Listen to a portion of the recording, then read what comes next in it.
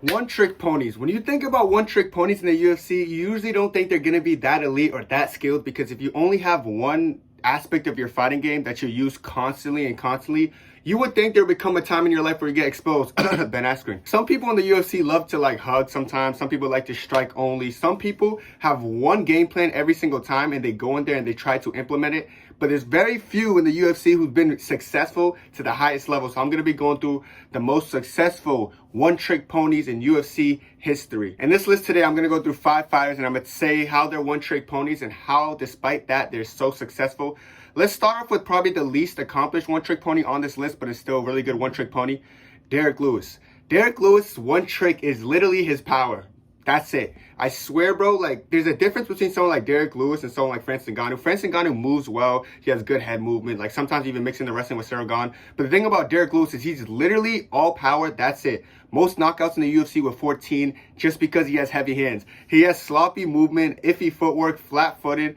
But every time he lands on you, he puts you to sleep. The thing about Derrick that's crazy to me is the fact that although he's not the most athletically gifted, he just knows how to brawl. Like, you put him in a bar fight with anybody, Derrick Lewis is actually taking the head off. Like, that's one fighter I think will never lose a bar fight just because the power that he holds within a small circumference of place. If you're within 1 foot of Derrick just exchanging, you're going to lose that fight. You're going to get put to sleep, and he's going to do it very quickly and very badly. So the thing about Derrick Lewis that makes him special is literally just his power. I'm yet to see a fight with him try to mix in, like, you know, takedowns and stuff or try to do something different and get the win. It's either hit or miss. Most of his wins are coming from finish. Like, you'll never see Derrick Lewis win by decision because, like, it's either he's going to knock you out or he's going to get knocked out or he's going to get laid on 25 minutes of a whole fight. What makes him so successful, the reason he has this UFC record is simply just he's heavy-handed and he knows how to brawl, bro. So I got to give Derrick Lewis his credit for being someone who's literally only has power. He's very impressive and I gotta applaud him for that because there's not a lot of fighters on the planet who could just be so powerful that they win fights. So Derrick Lewis is special. Second one-trick pony comes in the women's division, bro. It's no other than Ronda Rousey. Ronda Rousey's one trick is literally her judos, her grappling. Her judo flips are so impressive though. I've seen her flip so many people in the craziest ways possible. Looking for a takedown again. So I gotta give her credit. Like, her judo is crazy, and then she goes into that signature armbar. She loves that armbar. Her grappling is tier 1. But one thing about Ronda that's so astonishing is how bad she is on the feet. Like, when she's forced to stand and trade with these women, she's getting pieced up and getting knocked out and getting embarrassed and getting finished. So the thing about Ronda is, like, she's a good fighter. She's a very good grappler, but once people could stop that grappling threat, it was over for her. Like, it's not possible for Ronda Rousey to have won a fight on the feet the majority of the time because all she does is grappling. I get why she's only using her judo and her grappling considering she was an Olympic medalist, but my thing is, being the MMA for the highest level, you would think you need to be a lot more well-rounded, but she really ran through the whole women's division for a long period of time and was finishing fights inside the first round every single time consistently just because of grappling, just because her judo throws and her arm bars. So I gotta give her a credit. She made it very far only having good grappling until she ran to Holly Holmes, of course, who like destroyed her as a huge underdog, which was shocking to everyone. But other than that Holly Holmes performance and then of course the Nunes performance after that, she never really got back to it after she got exposed on the feet. But before that, she was unbeatable. Like, people literally thought she was never gonna lose. That's the realm of unbeatableness that was surrounding Ronda Rousey at the time. So I gotta give her credit. Her grappling made her literally the most feared woman in UFC history. All right, now we're gonna go to Alex Pereira. One trick is kickboxing, which equates to his power as well.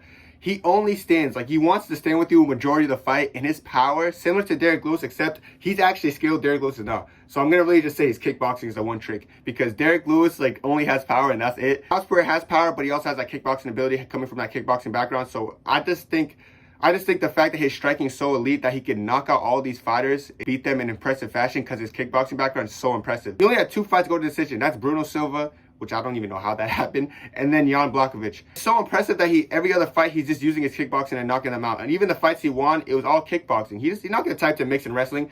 He did against Adesanya, but that didn't go to his favor. So it's best for Alex Pereira to just keep it standing and force people to kickbox with him because there's not a lot of people who can kickbox with him in the world. Some people have egos, like Jamal Hill said, I'm going to go in there, I'm going to kickbox with Pereira. I can kickbox anyone. Got knocked out. Same with Sean Strickland. Hey, there ain't no Brazilian that I can't stand in. And then you got knocked out. So the thing about Alex Pereira, people can have egos and believe they could do it, but they got to mix in wrestling to be able to beat this man. For the only one who's got it done is someone like Israel Adesanya, who didn't mix it up, but Israel Adesanya is just a very good fighter in the kickboxing realm as well. So Alex Pereira, for a one-trick pony, being a double champ, that accomplished, he's definitely one of the most skilled one-trick ponies in UFC history, and it's not even that close. Speaking of skilled kickboxer, let's talk about the guy who beat Alex Pereira, is Adesanya, another fighter who literally ran through a whole weight class, an entire weight class, 8 title wins, 2-time middleweight champion, 12-fight win streak in middleweight, off of just having a kickboxing style. He rarely uses wrestling, only ever uses wrestling against Alex Pereira, which was where he secured his first takedown ever, and it was against another kickboxer. But other than that, Israel Adesanya is running through a whole weight class, lapping the division, rematching people, whooping them again,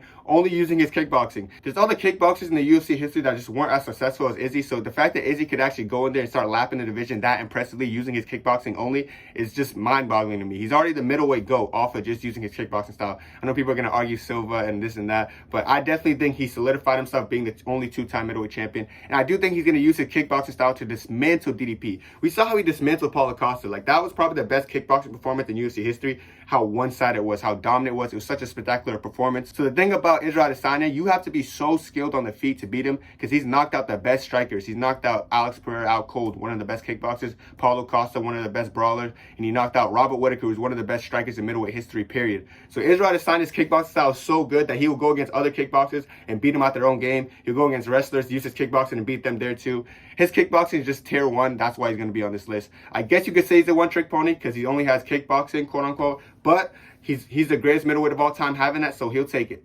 Last but not least, the best one-trick pony in UFC history, in my opinion, Khabib Nurmagomedov. Khabib literally went in there and wrestled. Every single opponent who trained for Khabib knew he had one game plan, because Khabib would literally tell them it in press conferences. I'm going to go in there, I'm going to smash this guy. I think I'm going to make him tired and after play with him.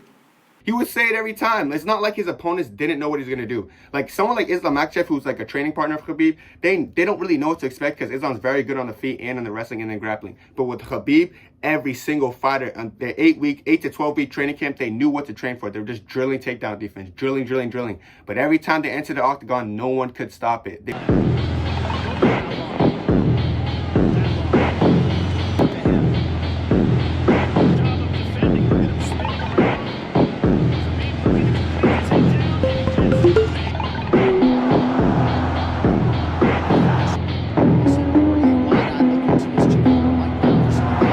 Get mauled the whole fight and probably finish by submission or ground and pound. The realm of unbeatableness Khabib had for literally having one trick or being a one-trick pony is crazy. No fighter should be that good, only being a one-trick pony, and that dominant as well. Like, I don't think people understand how dominant this guy was. Arguably only ever lost 1 round in his whole career. Some people say 2. That's crazy to me. Like, people are arguably losing fights, and we're talking about him arguably only losing rounds. Khabib's realm of unbeatableness was crazy. I swear, he's the best one-trick pony in UFC history ever. He's the best one-trick pony to ever walk the planet, because there's never going to be anyone else who could just come in the UFC with one game plan and try to implement it every time and win successfully the way Khabib did. I swear, I've seen people try. I've seen Grant Dawson try, knocked out by Bobby Green. Islam Makhachev was very heavy in his wrestling, but he had to use his striking when other people stuff his takedowns. Khabib never really had to go through that adversity of people stuffing his takedowns continuously, because he goes in there every time and implements the game plan successfully, using his pace, his endurance, and his wrestling. So Khabib, best one-trick pony, is not even close. Alright guys, it's going to be it for me. Let me know what you think down below. Who y'all think is the best one-trick pony? I know there's some other one-trick ponies that I missed on this, but let me know what y'all think. That's it for me though. God bless. 2, 3.